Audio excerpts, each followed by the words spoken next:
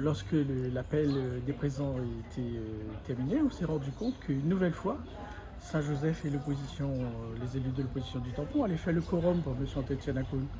Or, cette gouvernance, c'est lui qui l'a choisie.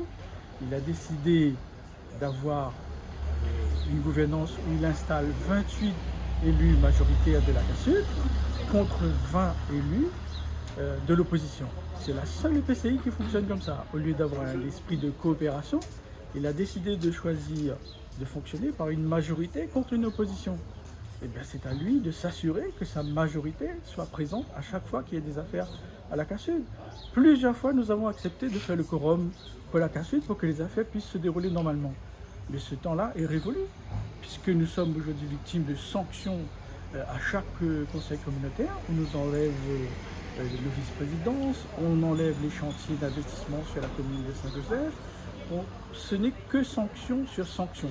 À tel point que j'ai dit une fois que le PCI est devenu un EPSI, un établissement public de sanctions intercommunales.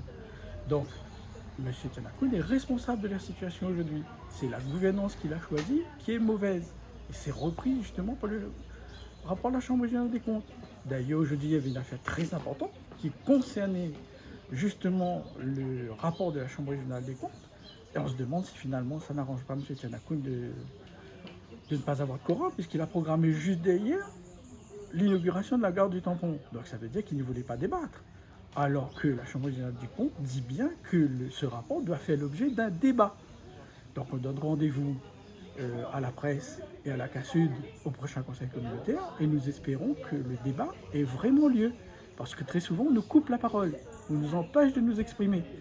Mais le rapport de la Chambre régionale des comptes reprend 80% des observations des élus de la majorité de Saint-Joseph et de l'opposition du tampon. Donc ce n'est pas la première fois que nous dénonçons ces dysfonctionnements. Donc nous espérons que les débats aient vraiment lieu sur ce fameux rapport de la Chambre régionale des comptes qui est tout simplement accablant